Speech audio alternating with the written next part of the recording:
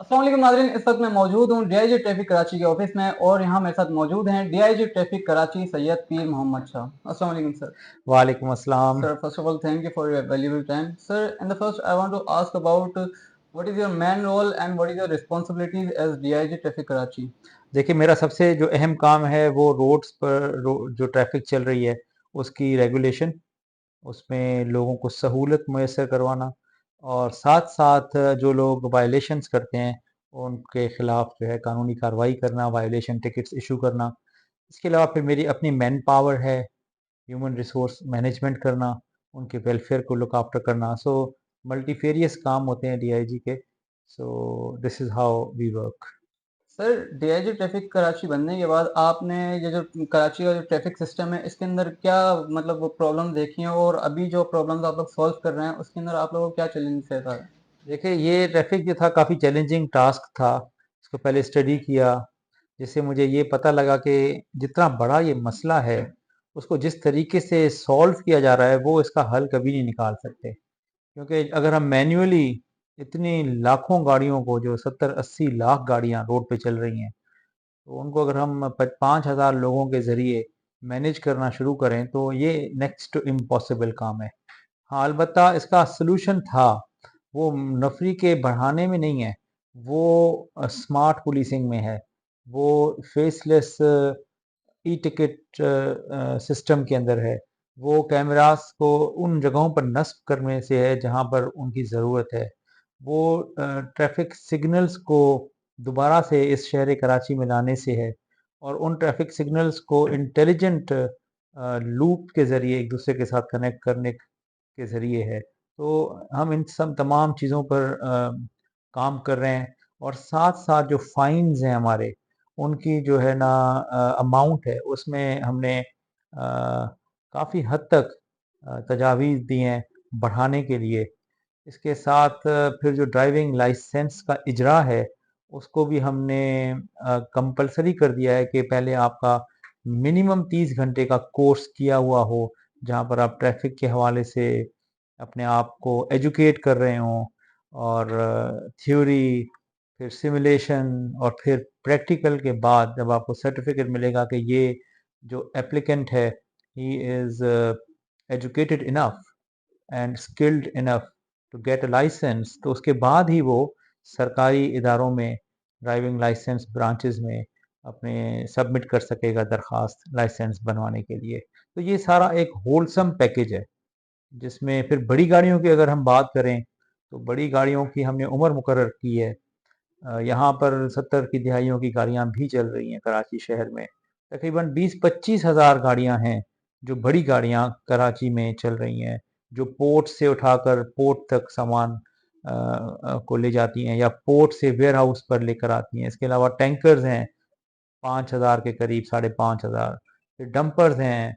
तो इस तरह से ना ये सब गाड़ियाँ मिलाकर मेजॉरिटी जो इसकी जो गुड्स कैरियर्स की है, वो बहुत पुरानी है। तो हमने इसमें एज मुकर्रर की है कि जो कराची के अंदर गाड़ियाँ चलेंगी तो मैक्सिमम उनकी एज 35 साल होगी।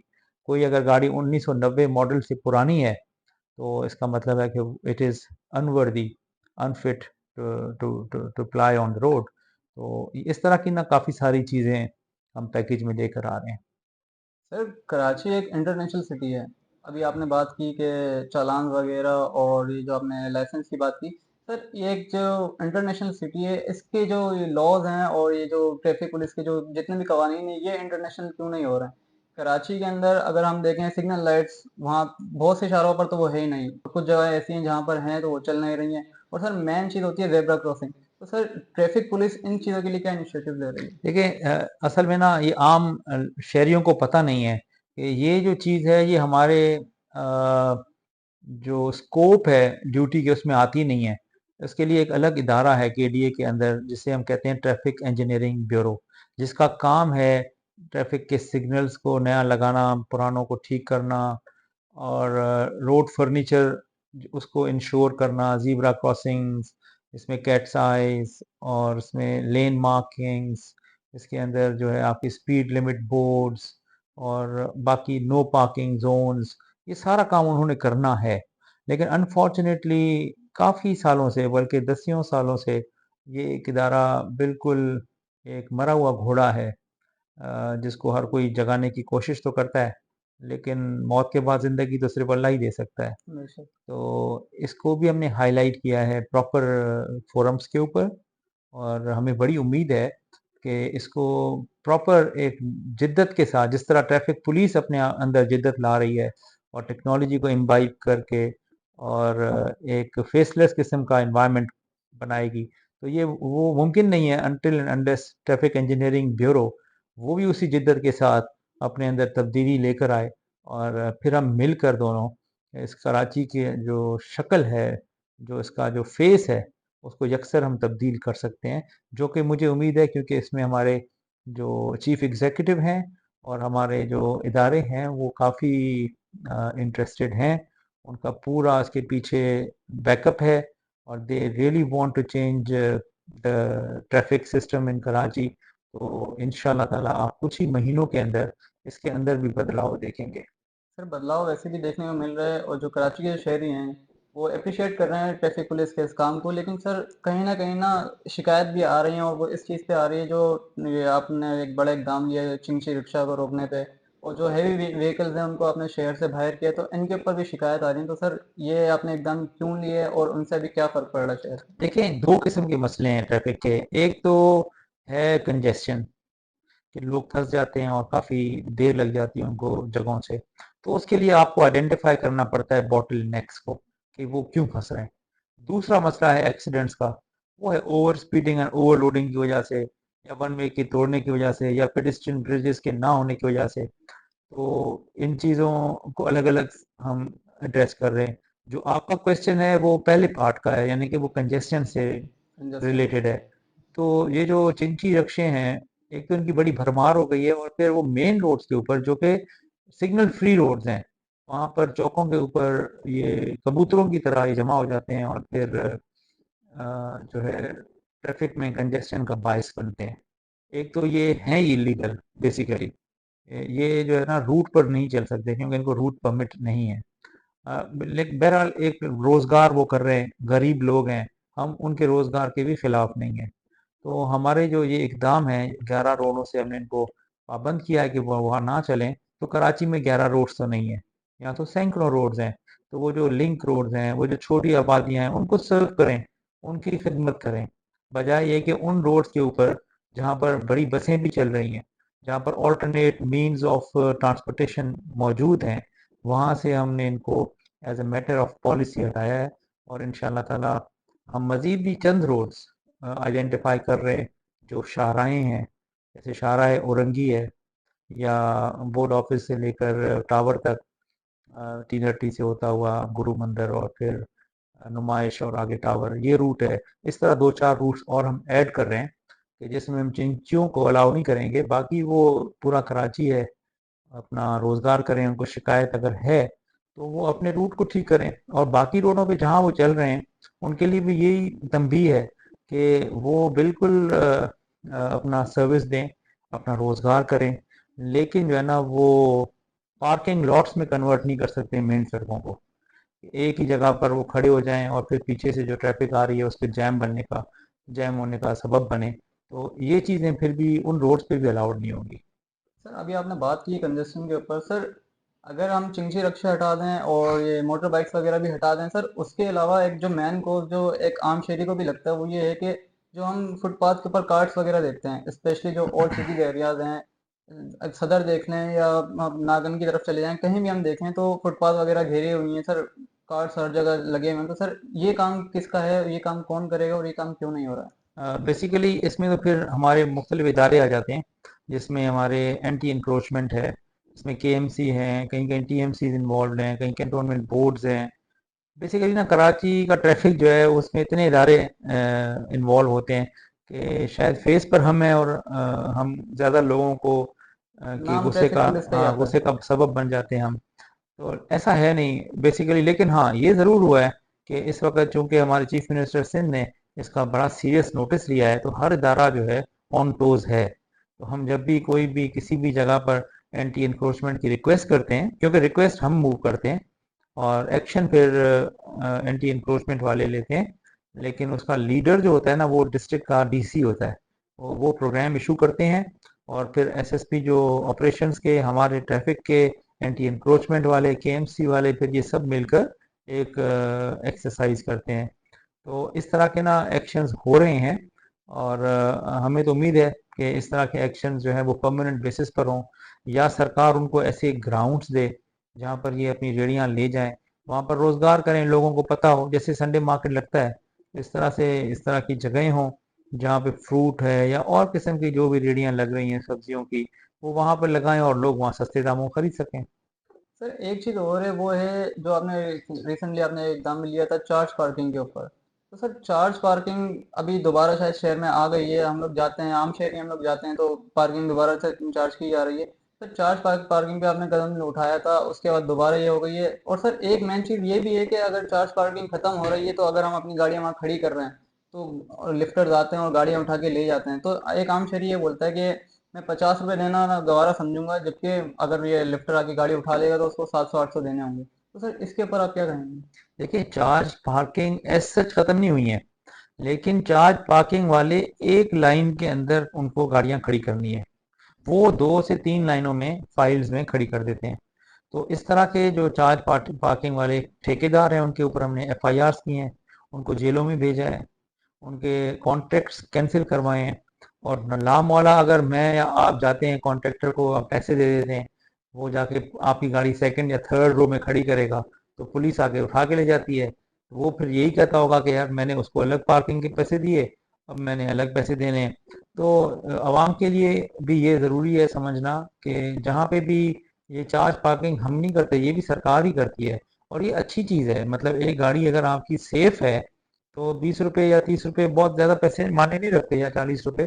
तो लेकिन वो ये लाजमी है कि वो फिर सेकंड या थर्ड रो में पार्क ना करे। तो आवाम भी ये देखे कि अगर कोई सेकंड रो में या थर्ड रो में पार्किंग कर रहा है कोई ठेकेदार, तो वो गाड़ी आपकी किसी वक्त भी लिफ्ट हो सकती है, ठेकेदार के ऊपर एफआईआर हो सकती है, उसकी जो है ना कॉन्ट्रैक्ट कैंसिल हो सकता है। तो ये लोग लालची हैं, आंखें देखते हैं कि कोई नहीं देख रहा तो वो फिर करना शुरू हो जाते हैं। हमारा एक्शन जारी रहता है। तो हो सकता है वक्त के साथ साथ इन कॉन्ट्रैक्टर्स को भी समझ आ जाए, और आवाम को भी आपकी तवज्जो से हम यही कह रहे हैं जो मैंने पहले बताया। सर माशाल्लाह से ट्रैफिक के ऊपर ट्रैफिक पुलिस अभी बहुत काम कर रही है, लेकिन सर एक मेन चीज़ ये है कि जो ट्रैफिक वार्डन हैं, क्या उन लोगों के लिए एक अलग से ट्रेनिंग दी जा रही है कि उनका बिहेवियर जो है पब्लिक के साथ वो चेंज हो? बिल्कुल, हमने ना एक साइमल्टेनियसली एक टीटीआई हमारा इंस्टीट्यूट है, ट्रैफिक ट्रेनिंग इंस्टीट्यूट। तो वहाँ पर हम अपने एक बैच तकरीबन 100 ऑफिसर्स का हम भेज रहे हैं, जो पूरा 1 महीना जिसके अंदर कम्युनिकेशन स्किल्स, जेंटिलिटी, डिसेंसी, ये सारी चीज़ें, और फिर लॉज को रिफ्रेश करना, ये सारी चीज़ें शामिल हैं। मैं खुद भी गया था पिछले दिनों, और बड़ी खुशी हुई उनकी ट्रेनिंग कंप्लीट हुई जब मैंने उनसे क्वेश्चंस किए, तो माशाल्लाह से वो ट्रेन हो रहे हैं। लेकिन वक्त के साथ ना मैं आपको बताऊं कि ये जो ऑफिसर्स हैं आपको रोड पे नज़र नहीं आएंगे। हम ऐसा सिस्टम लेकर आएंगे जो अल्टीमेटली जो ना पुलिस, ट्रैफिक पुलिस वाला वहीं पर होगा जहाँ पे ट्रैफिक का सिग्नल नहीं होगा, या जहाँ पर इस तरह का मसला अभी हल नहीं हुआ।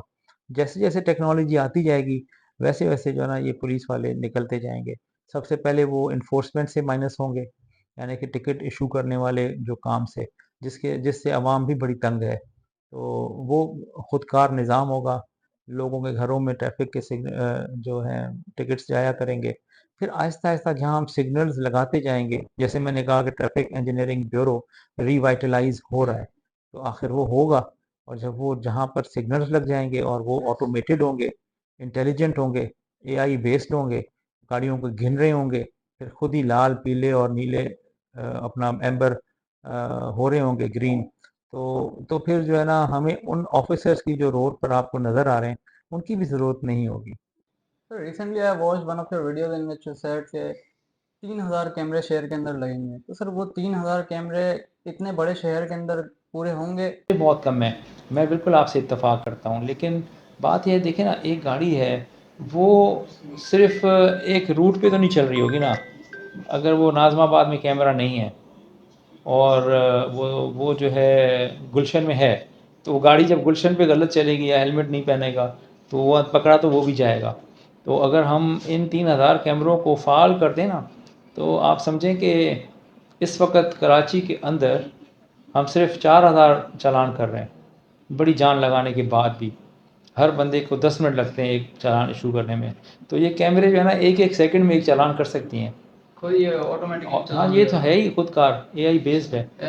हाँ, यानी मोटरसाइकिल जा रही है तो वो खुद ही देखेगी उसके हेलमेट है या नहीं है, वो खुद ही देखेगी क्या ये राइट पे तो नहीं जा रहा, लेफ्ट लेन में से अगर वो हट रहा है। इसी तरह बस है, ट्रक है, ट्रेलर है, डंपर है, टैंकर है, वो अगर राइट पे चलेगा अपनी लेन को छोड़कर तो वो कैमरा उसको खुद ही पकड़ेगी।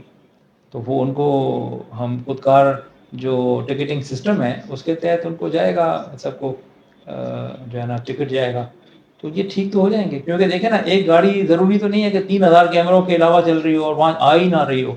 वो कभी ना कहीं फंसेगी, उसको जब एक दो बार फील होगा पिंच। तो हम कोई ऐसी चीज़ तो मांग नहीं रहे कि आसमान से सितारे ले आओ। हम तो यही कह रहे हैं ना कि भाई हेलमेट पहन लो, हेलमेट यूज करके। आप रजिस्ट्रेशन नंबर प्लेट लगाओ, आप जो है ना बैक व्यू मिरर लगाओ, चेन कवर लगाओ, हेड एंड टेल लाइट लगाओ, आप ओवर स्पीडिंग ना करो, आप सिग्नल ना तोड़ो, आप अपनी लेन में चलो। ये कोई आसमान से तारे तो नहीं मांग रहे हम आपसे। आप जो चीज़ आप जिसकी वजह से आपने साइन किया हुआ है कि भाई मैं ये फॉलो करूँगा जब आप लाइसेंस लेते हो, वही हम कह रहे हैं कि आप रोड के ऊपर फॉलो करो। आप फॉलो करोगे तो आप चालान नहीं होगा, नहीं तो 3000 कैमरे भी बहुत हैं। सर मेरा लास्ट क्वेश्चन है कि how do you see the future of traffic police in next 5 years? Traffic police Karachi would be one of the best uh, forces of Pakistan. मैं इसको देख रहा हूँ कि ये मोटरवे पुलिस से भी कहीं आगे इसकी रिस्पेक्ट होगी, क्योंकि ये लोग एफिशिएंटली काम कर रहे होंगे, बिहाइंड द सीन्स होंगे, पब्लिक इंटरेक्शन कम से कम होगा, फेयर डिस्प्ले होगा इनकी एक्सपर्टीज का। तो मेरा ख्याल है कि पाकिस्तान की बेस्ट जो है ना सर्विस होगी इन द होल ऑफ ठीक है, थैंक यू सर।